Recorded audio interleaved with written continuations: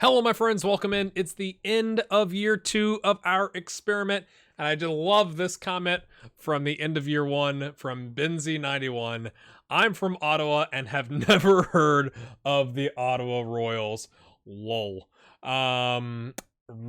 So that's probably not a good sign, you could say. For those of you that are new around here, if those of you that aren't new, if you're not aware, Lolujo, who's one of the biggest FM YouTubers out there, gave me a shout out on a video he called the 5 football manager YouTubers you probably don't know about or something like that. I'll put a link to it in the description below so you can see the other 4 people.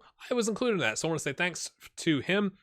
We got like 180 subscribers overnight because of that, which is quite insane. And then Dictate the Game, who has I think it's FM Tahiti, and I'll put a link to that below. They do a podcast, and I got a shout out on there as well. So if you're new around here, welcome. It's kind of a weird time to be coming in as a new viewer or subscriber. FM20 is right around the corner. If you need 190 plus episodes of content to keep you sated until FM20, you should go check out my Building a Nation series with Erin Gobra with Ireland, which has been a lot of fun. But on my channel, again, you guys have been here, we're kind of like, dude, we know this. Skip forward 10 seconds. But I tend to do, either journeyman saves or Building a Nation saves. Like I try and stay with the club and build them up. I tend to sign youth players or younger players. I'm not big on signing like 31-year-old midfielders that are highly experienced. And we also do experiments like this one. So if you haven't seen this series, you're lucky enough that this is just episode 2. You could go back and watch the intro in episode 1 and be right caught up. So without further ado, my friends, let's go see what's happened to our 9 managers. Do we still have 9? We had some comments where people were like, ooh, I don't know. Let's see. So let's go. All right, first up, I'm going to try and do these in the same order we did last time. It's Pekka Wickman, who has moved clubs, my friend, to Skoftbins IF. Yeah. Let's. I'm going to pull my spreadsheet up over here on this screen. So Pekka was on a National A, still has a National A, was on 550 a week. He's up to 625. His contract was good through the end of June of 2020, so now he's till the end of November, which is interesting. So let's go take a look at Skoftbins, which is, you don't have to tell me, it's exactly what I said. 2nd Division in G. Was that the same place he was at? Hold on. Hissingbacka. Yes. North Götaland. Swedish 2nd Division, North Götaland is where he was. Did he get the sack? Yes. 1 year and 32 days. So right after I recorded last episode, he got the sack. Eduardo Valente, who is part of our awesome Discord community, and he leaves comments from time to time, wants to see their win, draw, and loss and win percentage. So I'm putting that here so you can see it. 9, 11, and 22, not exactly the best, which is a tad disappointing. Although, right, like if you take over middle of the season, it assigns it, which I disagree with, but that's just how it simulates it. So it must not have gone well at the end of last season. So you got sacked like here. I mean, I guess it only won 2 league games. Had some draws in there. But I mean, you can't argue with results. Like if the sack happened somewhere in here, I guess it was after this game. So they bring the new guy in, and he proceeds to lose 4 games, win 4 games, and draw. So 4-1-4 is a significantly better finish, I think you could say, or significantly better Swedish. Yeah, that's I went there. Ended up finishing 10th with 25 points, but you have to think, right? If that's accurate, the 4 wins and a draw is 17 points. So they had 8 points before that point. So they kind of got rescued, is what it sounds like. Sorry, Pekka. But in the meantime, he's moved up in the world, which is curious to this team. Let's see when he got brought in. Their manager left. Now, I'm curious. He left at the end of the season. Where did he move to? Stockholm International as a director of football. that's curious. So 12-15 is when Pekka comes in. And he's currently got a 23% win ratio with 3, 3, and 7. So it didn't win a single game in preseason friendlies. Got a draw. Has won 3 games, so that's an improvement. But currently find themselves in the relegation zone. At least they're not on 5 points, right? Like that's an improvement. And really, like one win, right? Like when it's this close, one win could propel and change your entire season, and hopefully it will for Pekka. Let's go back here to see. Okay, he came in December. Did he bring anybody? Was this right after he came in? He came in when? 12-15? Yes. So he brings in Sebastian and Pelle Johansson. Somebody said in the comments, like, I should just use the editor to look at the players. I can do that, and then people are going to accuse me of doing it with the managers, I suppose. But it really doesn't give you the context, right? Like, how good is this guy in comparison? Who knows, right? Like, he's got 11 handling, reflexes, and aero, but the rest, passing is a 1. Not very good, really. He's on 20 a week, and this guy is on a free, is what it looks like. And he looks super determined and a leader on the pitch, but can't play very well. So I'm not going to do that for everybody. I just don't know if it adds any value, right? Because it's like, is that a massive improvement to Skofteman's team? Who knows? The last thing we'll look at here, and I know I've gone a little bit long on Pekka. Sorry, I'm kind of out of it. My son's been sick for 8 days, and my daughter has been sick now for 3 days, and they're both upchucking all over the place. So life is but a dream right now. Expected to be dead last. So you can argue that being in 12th, where Hissenbach is expected to be, and being not 14th at 650 to 1 odds is an improvement, right? It looks like these are pretty much interchangeable. So in that context, you could go, hey, actually doing a pretty good job. But let's look at Karlstad. Where are they expected to be? Oh my, they're expected to be 7th, and they're currently last by quite a distance. So couple results go Pekka's way, he can move up. What do you think? Can he pull it off? And even if, let's last thing, and then I'll ask for your thoughts. It's a playoff spot. 12th is a playoff spot. That's where Hissenbach was.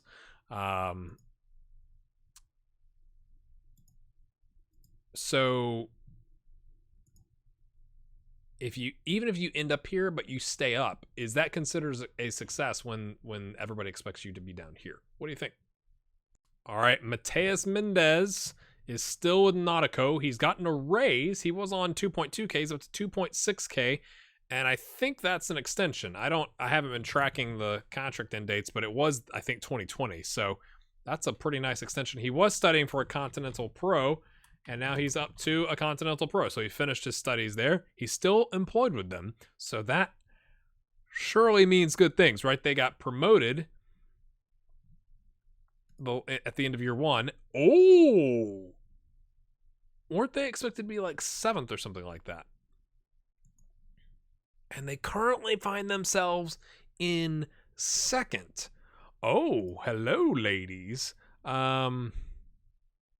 Okay, let's look at... Okay, so I'm hoping I'm out of the way here. 75, 34, and 35 is quite the record. 52% win ratio. It says league wins 2 and promotions 1. Not sure how that works. Was Brazilian Pernambuco State Championship champions 2 years in a row. Okay. And someone, I apologize, somebody sent me a really nice email with a document that explained the Brazilian leagues, and because my kids have been sick literally for the last 8 days, I have not had a chance to read that, but I will, I promise. Well, this is interesting for sure. Okay.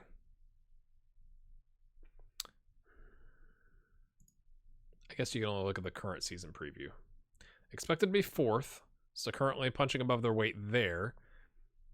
Unless there's a way to look at the past season previews, which I don't think you can. I want to say they were expected to be 7th because they got promoted. And it was kind of like, oh, they got promoted, and because they're not there, then they come up, and I was like, wow, expecting to be 7th, and all right, so finished middle of the pack, which is fine. Like, you know, if you've played Football Manager long enough, you know sometimes doing back-to-back promotions is a terrible thing, because then the board's expectations get too high and you get sacked, because you get up to the upper league and then you get relegated, and that's the end. But finishing on 51 points, 10 points clear of the relegation spots, not bad, right? First half of the stage, yes. Looks like down here, 21 points. That's weird. I guess it's showing the over-ending position, but it's like, well, that wasn't their position in the second half. And they come up here, 1, 2, 3, 4, 5, 6, 7. So they were in 7th in the second half of the season, and then obviously combined is the same thing as overall, I think. Potentially. Yes. 10th place, 51 points. And then moving forward to this season, now they've only done 6 league games, right? Is this first half? Yes, this counts as first half.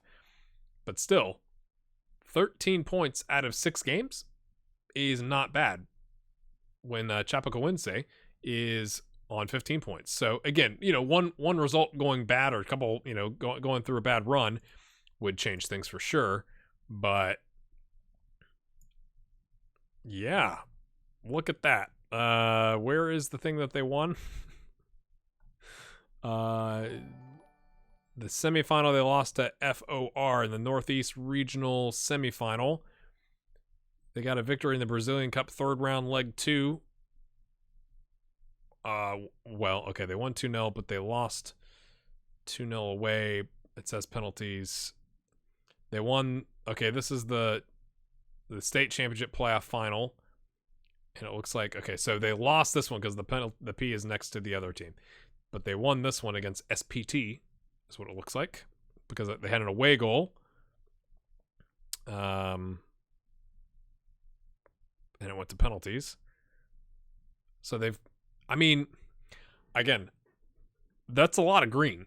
Like, that's a lot of wins. Now, I don't know if Northeast Regional means anything, but you know, Brazilian Cup 2nd round, they're getting some wins there. I mean, looks positive. And then again, in the league, I think this looks like a tasty little team that we got here. Let's look at the transfers. I'm probably in the way. My face is probably in the way. Hold on a second. Let me what if I move myself? This is going to be weird. Whoa. There we go. I meant to do... just slide me over just a fuzz. So you can see this. Spent $775,000 and sold $145,000. So they brought in some players. They got a loan, 1, 2, 3, 4 loan players. Big signing in Yago. That's the big one. Let's go look at Yago. I'm not going to look at all of them, but we'll take a look at Yago here. Yeah. I mean, 14 passing, it looks to be highest attribute. Overall looks pretty good as some sort of midfielder, right? Deep line playmaker, something like that. Can tackle a good bit, but look, and he's valued at $800,000, so that would tell you it's a good signing. He makes more than the manager. Typical, I suppose. But overall doing all right at the, you know, as it wrapped up last season. Because again, these would have happened after we recorded. So they got somebody in on a free and then a loan, and this had already happened. So $675,000. I'm just kind of curious. This is more spread out, right? You got 110, 99, rising to 125. So they had some cash to spend, and they bolstered, and it served them well. So do you think that Mr. Mendez here, and again, I'm not tracking all the attributes. I think Eduardo is. If you're not Eduardo, sorry for saying that. But he's got his Continental Pro. Will he stay here? In his contract, he signed it in April of this year, an extension for essentially 2 years. Looks pretty good. Pretty good looking little manager. Will he stay in Brazil, or will his ambition or his agent's ambition get him moving? All right, my friends, next up we've got Jakob Hoystrup. He'd signed a 1-year extension. Looks like that's still in place at $60 a week, making the big money with Van Loos. He's studying for a Continental A. So he was studying for a Continental B. He's gotten that, and now he's turned around and gotten a Continental A. Jakob has played a journeyman, where he's like, as long as I can stay employed and you'll buy me another license, we're good. I don't care what you pay me. That's Jakob's mentality here. I like it. We could check the contract. Yeah, so we saw the extension last time. Nothing has changed there. So let's go see what's going on with Vendels. Okay, right, 14th instead of 12th. Not what you want to see. Going backwards a little bit. Again, looking at his career, he's 27, 15, and 27. 39% win ratio. Not terrible. That's more wins and draws than losses. Yeah, my friends. Got knocked out of the Danish Cup second round by Brøndby. Finished strong. Do you think that saved him? Again, I'm going to try not to do this for every player. We're going to have or manager. We're going to have a 600-minute episode. But that's a pretty, it's in the relegation zone. Ooh, maybe that's why. Right. So let's go back a season because this was kindly explained to me. Right. You've got the preliminary phase, everybody together in their groups. And Van Loos finished 7th. So just outside, 6 points off though. So is it really just outside? 6 points off of getting to the promotion tier, but also not in the straight relegation tier. So they end up here and finish second. But again, that's against all the clubs that didn't do too well. So like you're the second best of the worst clubs versus last season. Were they in the relegation stage? No, they were in the promotion stage, weren't they? So it's kind of like they were the worst of the best clubs the first season, and then this season they are second best of the worst clubs. A couple of results go different, but it's still not great. I mean, it's not fantastic when you think of it that way. Have they brought in not a single transfer last season? Okay, nobody after the January window, and then it looks like they lost a player here towards the end of the season, right before we started recording this. What do you think about Jakob? I mean, he's getting licenses, so that's got to be a good thing, right? Spaceman Extreme is no longer with LKS Wooch, or however you say it, and he's now with Piast. Piast? Okay, let's pull up. He was on, my friends, $950 a week and studying for a Continental Pro. He now has a Continental Pro and he's making $2.2 grand a week. Holy cow, that's a nice little bump there, my friend, if you do say so myself. Attributes look to improved a little bit. I'm not tracking those, super tightly, but let's go take a look here. Wait, 19/20 that wouldn't have been him, would it? I was about to say. I guess it depends on when he. Okay, so he was not sacked. He was poached. Okay, we'll pull it up here. 26, 13, and 18, 45% win ratio. Hopefully, again, I'm out of the way. Or now that I moved the camera, I just got to do this. I don't have to go as far. Nice. And then is 8, 3, and 4, 53% win ratio, and got promoted.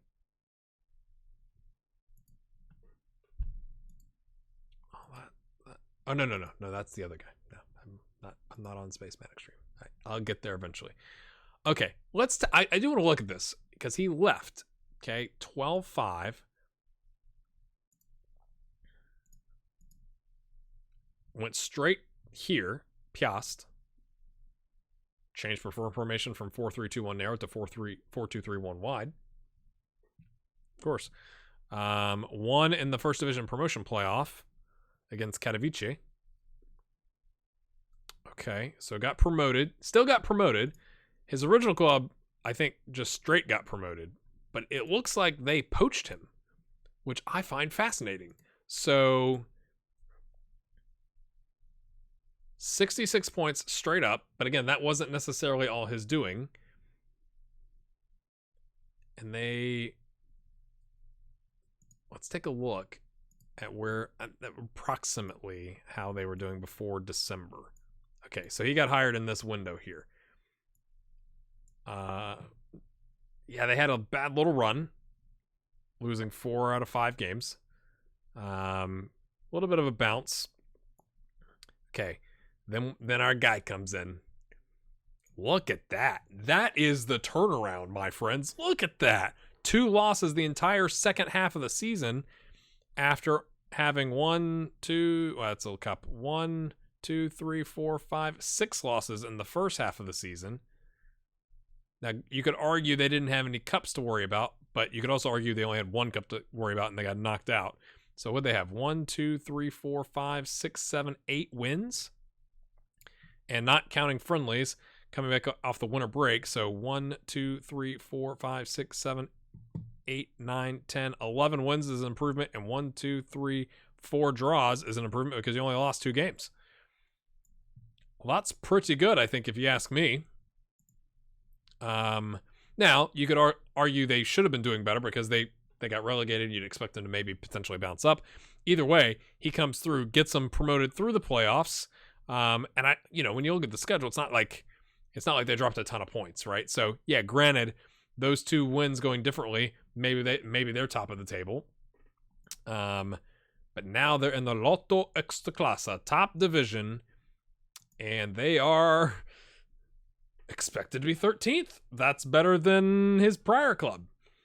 Okay, so you're saying there's a chance. Have they brought in anybody? When he came in December, okay, so they had some key signing. It doesn't show the total. What?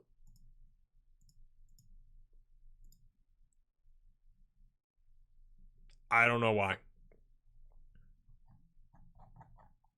That's weird. Okay. It looks like they brought in 3, obviously, key signings. 675 for this guy. Bosnian. 17 flair. Good at penalties. Great technique. Tasty little nugget, if I do say so myself. And they sold a player essentially maybe to fund that, right? You sell a guy afterwards for $550K, you spent $675, kind of balance the books a little bit. Good business. Lots of players out on loan. My goodness. Lots of players out on loan. Was he the one? Let's go back and look. I can't remember if he was the one that loaned out all the players. Yeah, that's kind of his bag, apparently. That's interesting.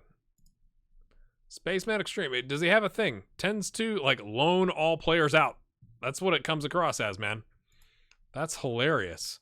Now, granted, okay, these were, I guess, before him, but he still loaned out 4 more after the window. I mean, that's still something, right? Huh. All right. What do you think happens with... Do you think they could stay up? Can he pull it off? I'd say the end of the season, the second half of the season last season was a great run. Can they keep that momentum going? We'll find out next time. But at least he's getting paid. I don't know what's going to happen to Ryan Kendall Bancroft. Sorry, Ryan. It was the luck of the draw putting you with Wexford. And the unfortunate thing with Wexford is it's not like they get, at least I don't think, in the first division, I don't think they automatically get bumped out of the league because I don't know if anybody's ready to come up. So it's like you land with the worst team, but you think, and I'm just worried that he wants to be an assistant manager with those attributes. I mean, not that these attributes are any better. We'll see. Oh no. I was not expecting this. Locke got sacked by Kitchi, was hired by Yun Long. He was making $550 a week studying Continental A. He's gotten his Continental A, but they finished 8th, which I think was about where they were expected, if I'm being honest with you. Now, wait a minute. Hold on. When he just left. He left 2 days ago. Okay. Oh, of his own accord. He was not sacked. Okay, 46% win ratio, 12, 4, and 10. Not great, not terrible, but okay. So these results that you're seeing are his. That's his. Okay, finished 4th. Expected to finish 3rd. Really? For the current season? Yeah, I guess. I mean, he's right there, though. But again, they didn't sack him. So that would indicate I'm very confused.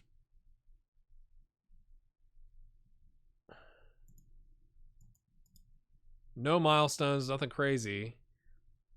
Like, you would think that would mean he has something else lined up. Or is he just like, I'm tired of this league? He's got good attributes. He's got a Continental A. You'd think he could get picked up somewhere, but he's also not like on a Continental Pro, and it's not like he's been poached to go somewhere else like some other league. I am worried about Locke. I'm worried about you, Locke. Hopefully that works out. That's weird. Really. Oh, Andrew Clooney. He's not been picked up by anybody. Wants to be a manager. It's not good. It's not good. His club has not bounced back.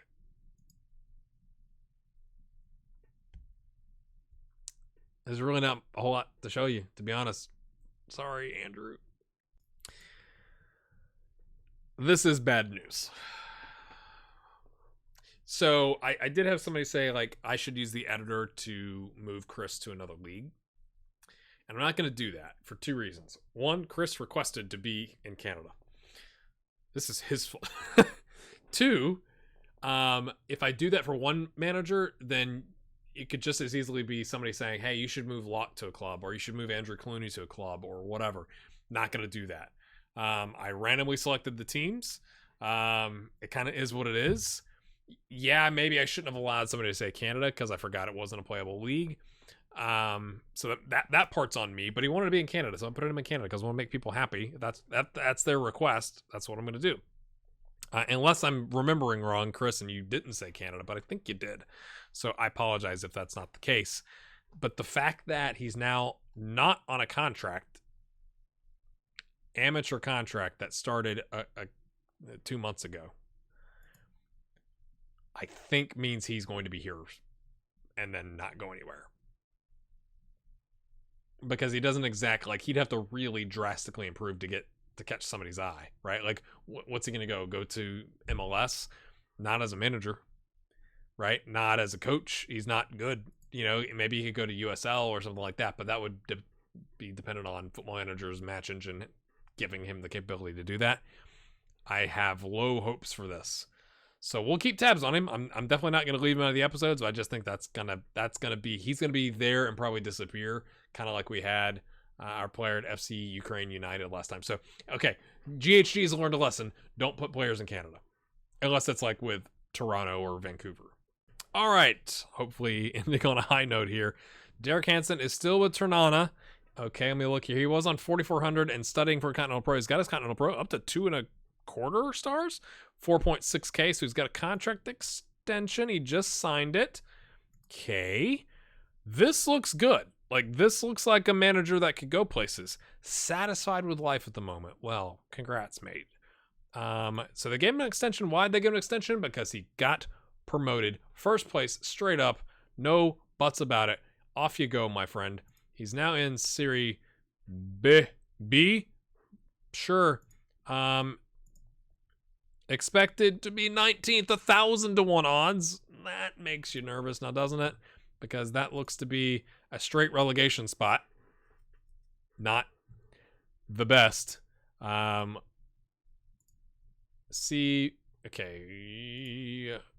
Oh, just nicked it by 2 points. So that's so huge, though. MLS playoff style, you avoid that by getting 2 points. Let's go look at the schedule because I want to see how that panned out. That's the Super Cup. Okay, massive result here. Last game of the season, that 63rd minute winner is what propels them, getting those last 3 points. I'm curious if they jumped whoever it was. Let's go back and look. This is the stuff that I find fascinating. They did not go up. They through the playoffs. They remained down here, and their manager got sacked apparently for his troubles. Last game of the season, they also got a win. So if Derek hadn't pulled off the victory here with Ternana, it would have been reversed, right? Like, they'd be sitting on 71 points or 72 points, depending on the